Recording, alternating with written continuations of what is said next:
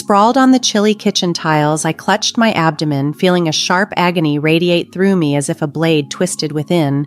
My young daughter Kathryn stood nearby, her face etched with fright. "Mommy, are you okay?" she asked in a tremulous whisper. Despite the searing pain, I forced a calm tone. "I'll be fine, sweetheart. It's just a bad stomach ache," I lied, trying to shield her from the severity of my condition. The sound of footsteps approached. My husband Willie appeared at the doorway, annoyance rather than concern shaping his features. He was geared up for his journey, suitcase in hand. "What's happening, Amy? Why are you on the floor?" he asked, his tone more irritated than alarmed. "I think it's appendicitis, Willie. It's really severe. We need to go to the hospital," I gasped, each word laced with pain. He scoffed dismissively. "Appendicitis? You're probably just overreacting. It's likely just indigestion." I attempted to argue, but a sharp stab of pain silenced me. Willie glanced at his watch, his impatience palpable. "I can't miss this trip with Carol. Just call a taxi or something," he suggested with a dismissive wave. My disbelief at his lack of empathy grew as I tried to speak again. "Willie, I can't even move. Kathryn's here. I need you," I pleaded, desperation heavy in my voice. He shook his head, unmoved. "It's probably nothing. Call if it gets worse." With that, he left, his suitcase trailing behind him. I lay there, pain racking my body, with only Kathryn for comfort. Her small hands found mine, tears in her eyes. "Mommy, don't be sick. You have to be okay," she sobbed. Gathering the remnants of my strength, I pulled her close. "I'm here, darling. Mommy's here." With Willie gone, urgency gripped me. My hands trembled as I reached for my phone and dialed the one person I knew would come, my brother Russell. The phone rang, shattering the silence of the kitchen. "Hello?" Russell's voice was a beacon of hope. "Russell, it's Amy. I need help. I think it's appendicitis. I can't move." I rushed out the words, each one a struggle against the pain. As Kathryn clung to me, her fear palpable, I struggled to form each word. "And Kathryn is scared," I managed to convey, my voice breaking. After a moment of silence, Russell's voice came through the phone, calm and reassuring. "I'm on my way, Amy. Hold tight, I'll be there soon." Resting on the cold tile floor, I shut my eyes, trying to withstand the sharp pain that coursed through me. Kathryn stayed close, her small presence a slight comfort amidst the chaos. In that moment, a resolute feeling took root within me. Willie's neglect in such a critical time was not just hurtful, it was a profound betrayal that marked a pivotal shift in our relationship. As I awaited Russell's arrival, one thing became crystal clear: things were bound to change. Later in the hospital bed, surrounded by the sterile walls and the rhythmic beeping of machines, a tranquil calm enveloped me. The surgery to remove my inflamed appendix was successful, but the emotional wound Willie had inflicted lingered. I had called my parents to look after Kathryn while I recuperated. Their voices brimmed with concern, and their unasked questions about Willie's absence weighed heavily in the air. 2 days later, I returned home, the physical pain now just a dull ache, a faint echo of what had transpired. Kathryn's joy at seeing me again was a bright spot. "Mommy, you're back. Are you all better now?" Her innocent question warmed my heart. "I'm getting there, sweetie," I replied, embracing her tightly, thankful for her comforting presence. However, our peaceful reunion was abruptly disrupted the next day by the loud slam of the front door. Willie and his sister Carol burst in, frustration evident in their voices. "Why didn't you pick us up yesterday? We had to pay extra for a taxi and train fares." Willie's accusatory tone filled the room as he strode into the living room. A surge of anger welled up inside me at his audacity. "Welcome back. Must have been quite a journey," I responded coldly, meeting his gaze. Willie stopped, taken aback by my frosty reception. Even Carol seemed surprised by the palpable tension. "What's with the attitude, Amy?" Willie demanded. I couldn't hold back any longer. "While you were enjoying your trip." While I stood in the living room, my voice was calm yet charged with anger. I was in the hospital, I explained, glaring at Willie and his sister Carol, whose demands often pulled him away from his family responsibilities. Carol's face turned red, and Willie looked genuinely confused. "What are you talking about? You're fine, right?" he asked dismissively. "It's not just about being okay, Willie. It's about being there when your family needs you," I retorted, and my frustration reached its peak. Before Willie could respond, the door swung open, revealing Russell, our parents, and Willie's parents, eyes filled with varying shades of anger and disappointment fixed on Willie and Carol. Willie's voice trembled as he asked, "Why is everyone here?" His usual confidence faded under their intense scrutiny. Taking a deep breath, I gathered my strength to articulate the hurt and betrayal. "Willie, you left Kathryn and me alone when we needed you the most. I was in the hospital and you weren't there. I've told everything to our families." Willie seemed to shrink, his typical bravado nowhere to be seen. His eyes darted around seeking an ally, but he found none. "It's not just about this incident, Willie. It's about all the times you've put Carol before your own family," Russell chimed in, his tone heavy with disappointment. Carol, usually confident, now appeared uneasy, her eyes shifting between the floor and the upset faces surrounding her. Willie tried to defend himself, scrambling for excuses and justifications, but the room was thick with tension. For me, this was a decisive moment. I realized I couldn't continue living overshadowed by Willie's neglect.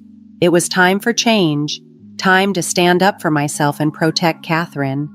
The meeting ended without any resolution, but for me, it marked the beginning of a new chapter, one where I would no longer tolerate being overlooked. The message from the day's events was unambiguous. I had the unanimous support of our families, and Willie's indifferent demeanor had crumbled visibly as they left. Willie's parents gave me sympathetic looks, an unspoken admission of their son's shortcomings. That night, as I lay in bed, the day's confrontations replayed in my mind, stirring a whirlwind of emotions: anger, disappointment, but also a burgeoning sense of empowerment. Willie's true colors had been revealed, making it clear that it was time for me to take control of my own life. The days that followed were tense, filled with unspoken words and strained silences. Willie attempted to maintain normalcy, but the air between us was thick with tension. During this time, I took to reflecting on my deep-seated unhappiness and the undeniable need for a change. The decision I was leaning towards wasn't easy, but it felt essential, like finally breathing freely after being suffocated for too long. One evening, as Willie nonchalantly flipped through TV channels, I approached him, folder in hand, my heart pounding but my resolve steadfast. "Willie, we need to talk," I said, my voice steady. He looked up, irritation crossing his features. "What now, Amy?" Taking a deep breath, I handed him the folder. "I want a divorce," I declared. Willie stared at me, a mix of disbelief and scorn etched across his face. "Divorce? That's absurd, Amy. You're blowing things out of proportion," he retorted. I shook my head, feeling a surge of empowerment wash over me. "It's not an exaggeration. I've thought long and hard about this. You've consistently prioritized Carol over me and Kathryn. I can't continue like this," Willie sneered, his voice dripping with condescension. "You think you can manage alone? Don't be naive, Amy." His words were intended to wound, but I stood my ground. "I'm not naive, Willie. I understand what this means, but I'd rather face uncertainty than continue feeling invisible in my marriage." He laughed coldly, a bitter sound that echoed in the tense air. "Good luck, Amy. You'll regret this once you realize how tough it is out there." His dismissal fueled my resolve. I felt my anger rise, not just at his words, but at the years of being sidelined. This moment, though fraught with challenges, marked a new beginning for me, a step toward reclaiming my life and my worth. Maintaining my composure, I firmly declared, "This is my decision, and I'm sticking to it." For a moment, it seemed Willie might argue further, but instead he just shrugged, a smug smirk spreading across his face. Fine, have it your way. But remember, I warned you, he said dismissively as he turned back to the TV, ignoring me once again. Amidst a whirlwind of emotions, fear was undoubtedly present, but more overpowering was the sense of liberation I felt. I was finally taking charge of my life, stepping out from the shadows. The next day, I began the legal process for divorce. The paperwork and legal procedures were daunting, but my resolve was firm. My parents and my brother Russell provided invaluable support, offering help and encouragement. As the process unfolded, Willie's true nature became increasingly apparent. He was dismissive and uncooperative, attempting to intimidate me into giving up, but I stood my ground, bolstered by my family's support and a growing sense of empowerment. As time passed, the cracks in Willie's facade widened. The charming, confident man I had married now revealed himself to be selfish and manipulative. His true self was laid bare for all to see. The divorce proceedings were arduous, but I approached each challenge with bravery. Each step forward was a testament to my newfound determination. I was no longer the woman who lay ignored and in pain on the kitchen floor. I was reclaiming my life, my dignity, and my happiness. The divorce process was exhausting, punctuated by Willie's continual attempts to undermine and belittle me. In our meetings, he would sneer and make derogatory remarks about my parenting and my future without him. However, his words did not defeat me. Instead, they fueled my determination to free myself from his toxic influence. "Enjoy your struggles, Amy," Willie taunted during one of our final meetings. "You'll soon see how good you had it with me." His arrogance was infuriating, but I remained composed. I'd rather face challenges every day than spend another moment with someone who has so little regard for his family, I replied firmly. Willie's smug demeanor briefly faltered, replaced by a flicker of anger, which he quickly masked with a scoff. My resolve was clear. I was moving forward, no longer tethered by his disdain. I could feel that my words had struck a nerve. On the day the divorce was finalized, I experienced a peculiar mix of relief and anxiety. I was finally free from Willie, but the path ahead looked formidable. However, as I stepped out of the courthouse, a surge of liberation swept through me, revitalizing my spirit. In the weeks that followed, Willie's life began to unravel. His neglectful behavior during our marriage and the news of our separation became hot topics among his workplace peers. Those who had once admired him now looked at him with a mix of pity and disdain. His charming facade had crumbled, revealing the pettiness and selfishness that lay beneath. The news of our divorce spread quickly through our community, thanks in part to my well-connected cousin.